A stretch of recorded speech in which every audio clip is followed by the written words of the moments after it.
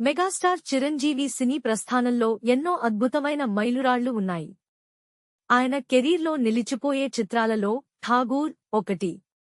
అయితే ఈ సినిమాకు సంబంధించిన ఒక జాతీయ అవార్డు విషయంలో అప్పట్లో పెద్ద వివాదమే నడిచింది. దీనిపై ప్రముఖ గేయ రచయిత సుద్దాల అశోక్ తేజ ఇటీవల కొన్ని సంచలన విషయాలను బయటపెట్టారు.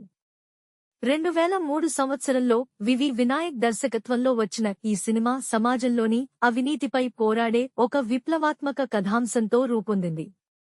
ముఖ్యంగా ఈ సినిమా ముగింపులో వచ్చే నేను సైతం ప్రపంచాగ్నికి సమిధనొక్కటి ఇచ్చాను అనే పాట ప్రేక్షకులను ఎంతగానో ఉత్తేజపరిచింది.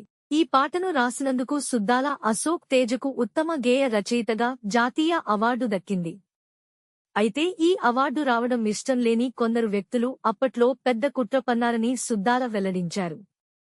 ఈ పాటలో మహాకవి శ్రీశ్రీ రాసిన నేను సైతం అనే వాక్యాలను వాడారని, కాబట్టి ఇది సొంతంగా రాసిన పాట కాదంటూ జాతీయ అవార్డుల కమిటీకి ఫిర్యాదులు చేశారు.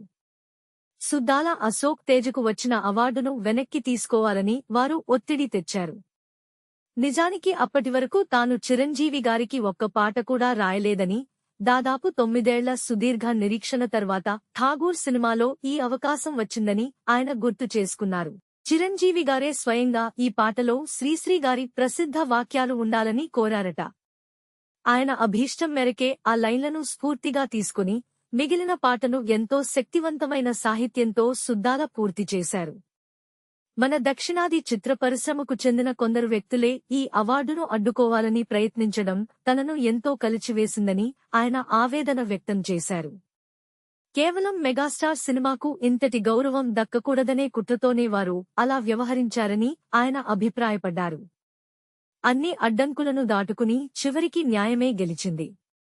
ఢిల్లీలోని జ్యూరీ సభ్యులు ఈ పాటలోని లోతైన అర్థాన్ని, సుద్దాల గారి ప్రతిభను గుర్తించి అవార్డును ఖరారు చేశారు. అప్పటి భారత రాష్ట్రపతి ఏపీజే అబ్దుల్ కలాం గారి చేతుల మీదుగా ఈ ప్రతిష్టాత్మక అవార్డును అందుకోవడం తన జీవితంలో మర్చిపోలేని మధుర జ్ఞాపకమని సుద్దాల పేర్కొన్నారు.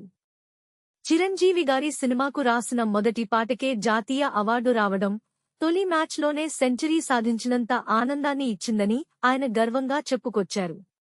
ఈ సమాచారం మీకు నచ్చితే వెంటనే లైక్ చేయండి, షేర్ చేయండి మరియు మరిన్ని ఆసక్తికరమైన వీడియోల కోసం మా ఛానల్ని సబ్స్క్రైబ్ చేసుకోండి.